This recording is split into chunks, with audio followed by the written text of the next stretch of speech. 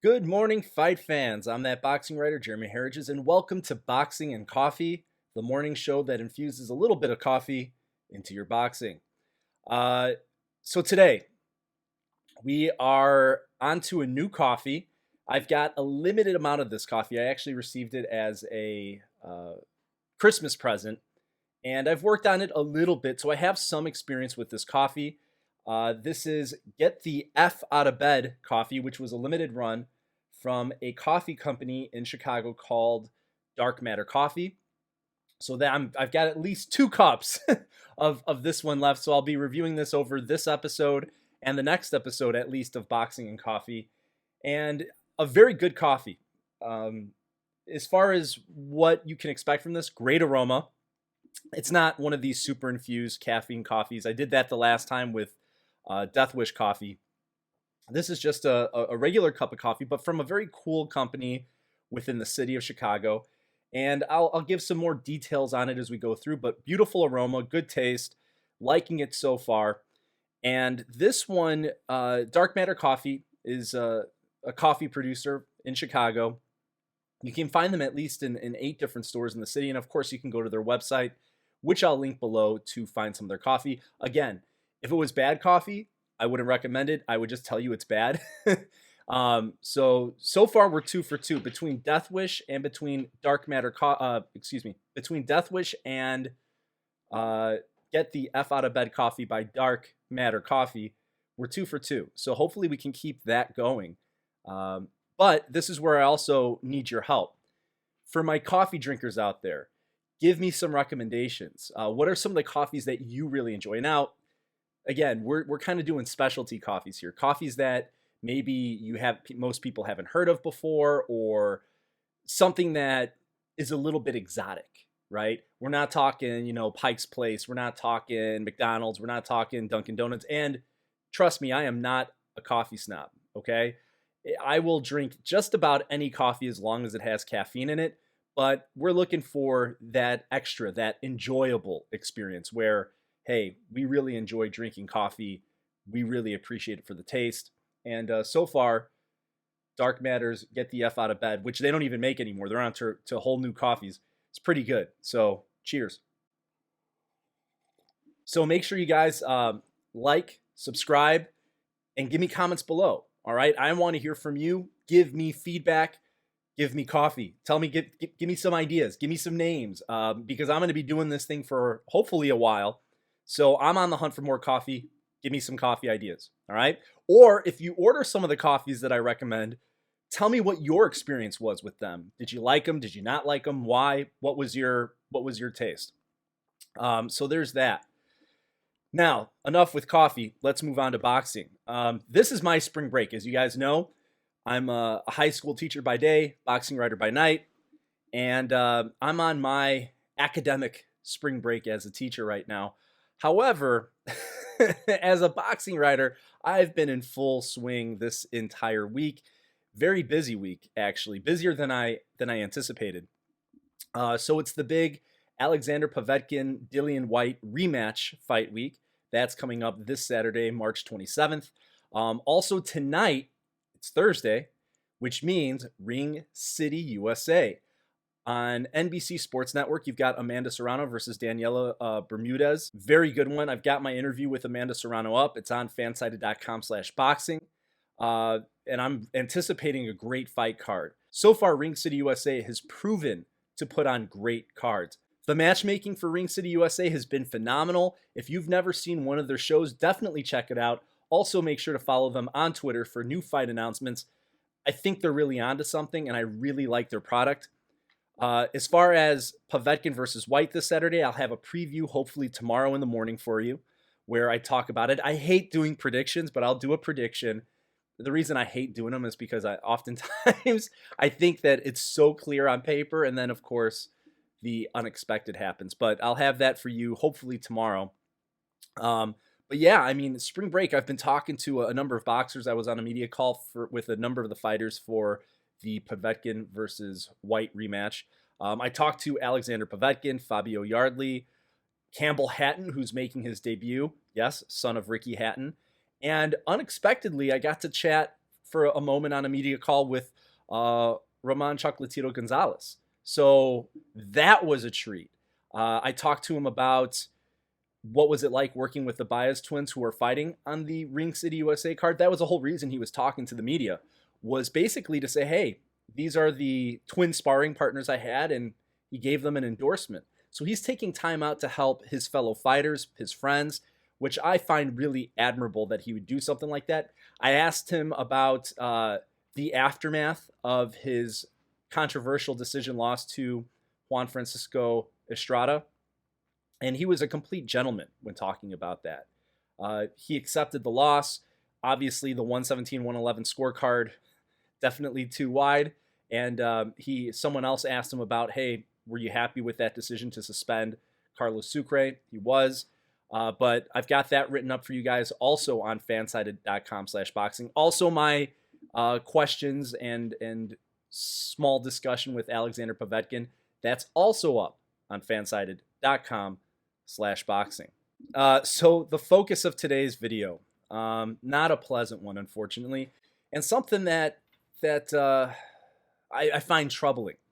And I never like talking about the bad parts of boxing. Gervonta Davis was indicted on 14 different counts stemming from a hit-and-run automobile accident in November. Now, when the news broke about the original accident, it got some airplay. TMZ, I think, was one of the first, if not the first, to report on it. TMZ is Johnny on the spot with this kind of thing. And it was like, wait a second, there's a Lamborghini that was in a specific type of Lamborghini. I think it was a Urus, was involved in a car accident in Baltimore. Happens to look just like Gervonta Davis's Lamborghini. That's a Urus in Baltimore. Go figure, right? And there were details about that, but there were no charges. Finally, 2 or 3 days ago, the charges came, and he's been indicted on 14 counts stemming from that felony.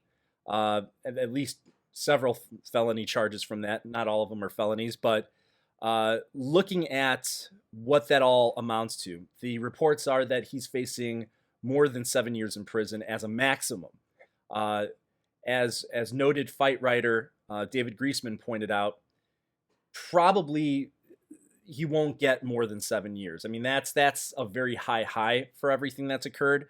And as he also pointed out, from his experience as a crime reporter, that in a lot of cases these multiple counts will end up running concurrently, meaning at the same time. So probably won't get anywhere near there. But what does it mean as far as his boxing career? Well, I'll talk about that and then my reaction to Gervonta Davis in general. What he's probably looking at. First of all, I don't think this is going to go to court right away. A quick trial means that everything that occurred is fresh in people's minds. And usually the tactic from lawyers is, hey, let's push this thing off.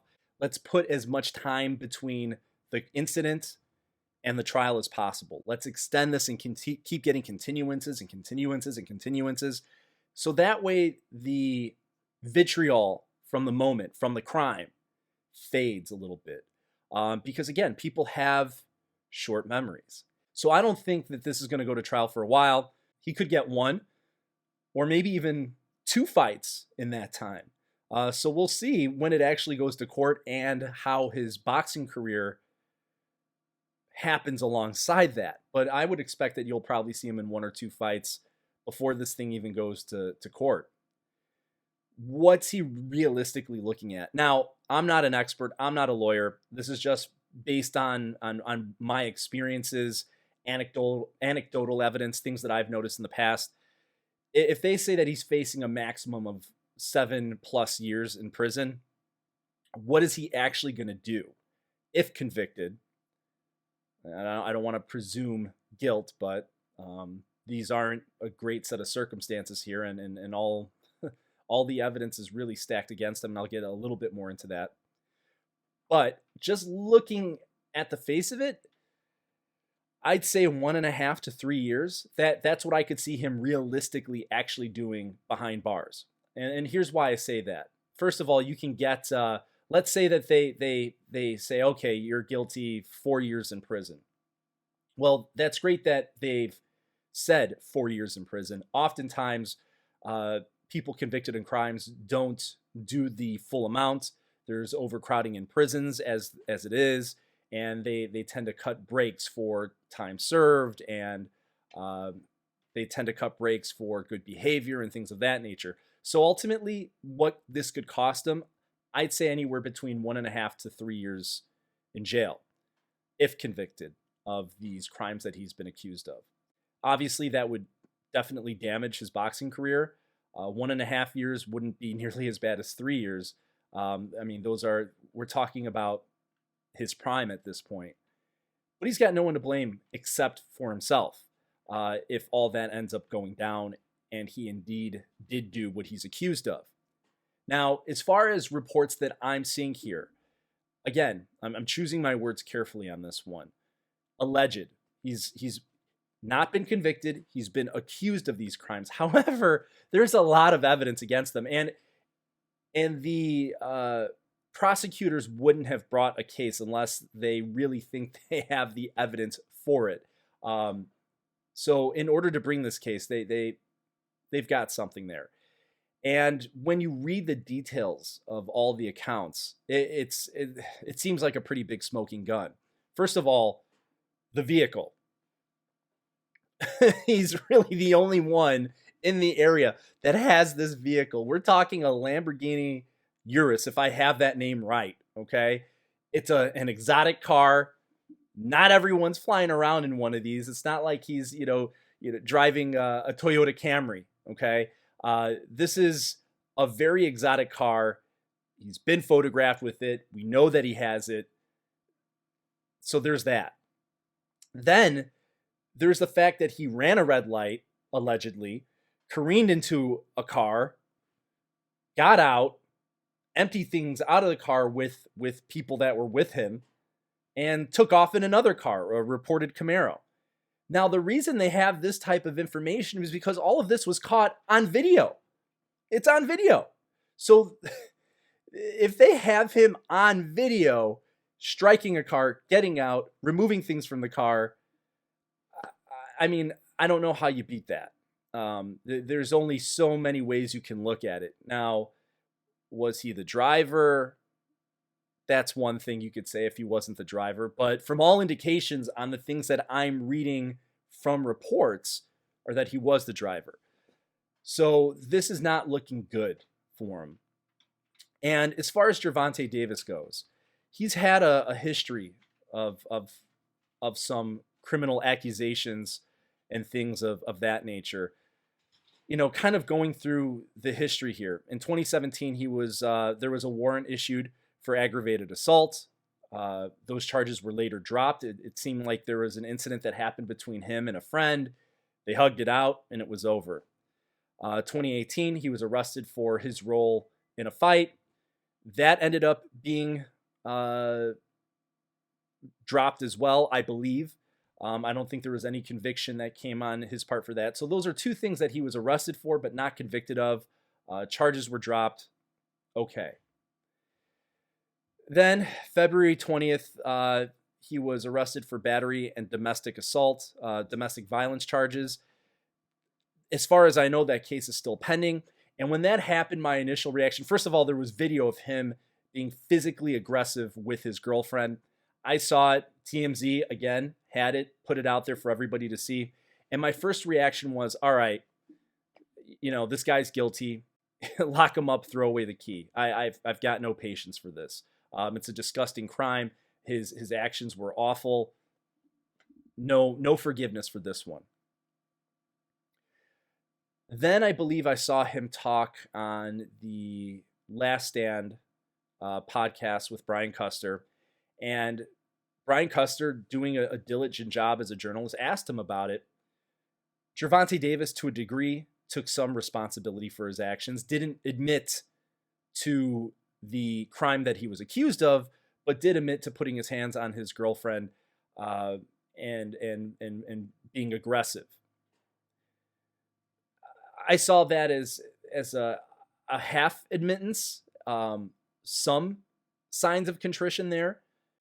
He was acknowledging that he did something wrong, although he wasn't taking full responsibility for what he was accused of. And I looked at that and I saw it. And then, his whole PR campaign pushed on for his fight with Leo Santa Cruz. And then you see more video of the guy. You hear him talk a little bit more. You see him with his daughter. You see him as a father. And when I saw that, I said, you know what? I'm going to hold my judgment. Let's see what happens with this. What's the evidence? Let's see it play out. And of course, it hasn't really played out yet. As far as I know, we haven't really gotten the full details of all of that. Or as far as I know, that it hasn't even gone to court. If I'm mistaken on that, my apologies. I haven't really looked at it that closely, but I said, all right, I'm not going to go off until this thing gets settled. And let's see if he really has changed. He said it to Brian Custer, and he said it to numerous reporters over time. I've made a lot of mistakes in my life, but I'm growing and I'm learning. And I hope that's the case. You hate to see someone as talented with that much potential just throw it away. I really hoped that he would have people get in his ear, encouraging to get help, seek professional help in dealing with his problems, his anger, that sort of thing. But you can only do so much, right? You can try to help somebody. You can try to inform them, try to counsel them. You can try to give them good advice, but they have to be willing to accept it, take it, and do something about it. Right before the Leo Santa Cruz fight, I talked to Gervonta Davis a couple of times, a handful of times for short, sparse moments. There was one-on-one that we had. And my reaction in talking with him was that, he puts out a lot of stuff on social media, a lot of it negative towards other fighters, towards his rivals, boisterous, sometimes outlandish comments, maybe not always in the best taste. But when I talked to him one-on-one, I saw someone that was actually pretty reserved, pretty quiet-spoken, someone that looked like they had vulnerabilities, that their persona in the ring and their persona on social media isn't really their persona. I saw a little bit of his humanity there. And I saw some tenderness when he talks about his child, seeing video of him with his daughter. He's got people that care about him. He is a tremendously talented boxer, all that potential. I don't think we've even seen the best that can come out of him. But in order for that to flourish, he's got to take care of himself. He's got to keep himself out of bad situations, and he's got to make good decisions. And, hearing him talk after the entire domestic violence charge, I was really hoping he was going to learn from that.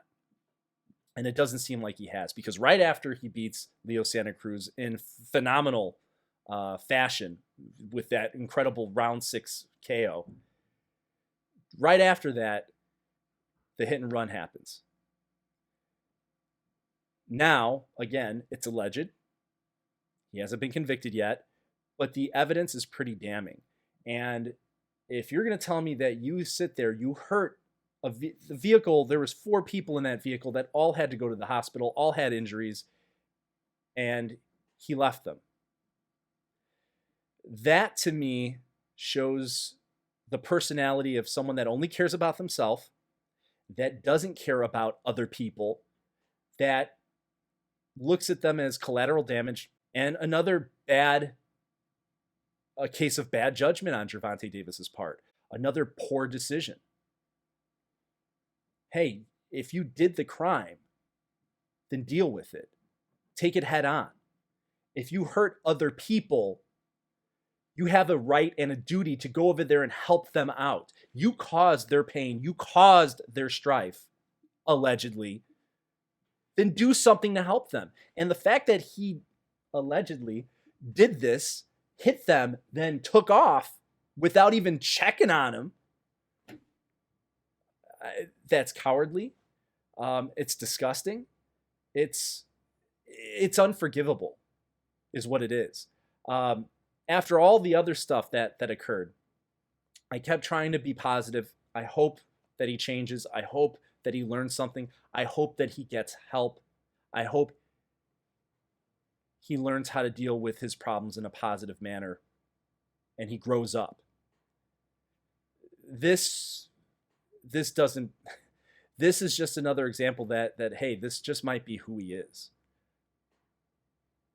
And to hurt somebody and to take no responsibility, to not help them, well, those are all of the signs of a sociopath and a narcissist. And I'm afraid from his continued actions, that's what we're seeing. That Gervonta Davis is a sociopath and a narcissist and cares about himself and disregards the lives and well-being of other people. If he did do these things, if he is convicted of this crime, then I'm at the point now where, you know what? I've got no more chances that I'm giving him. To me, this is the final straw. And I keep looking for the good. I keep looking for the good. And I can see that there is good there. Ray Bradbury, famous author, wrote a book called Something Wicked This Way Comes.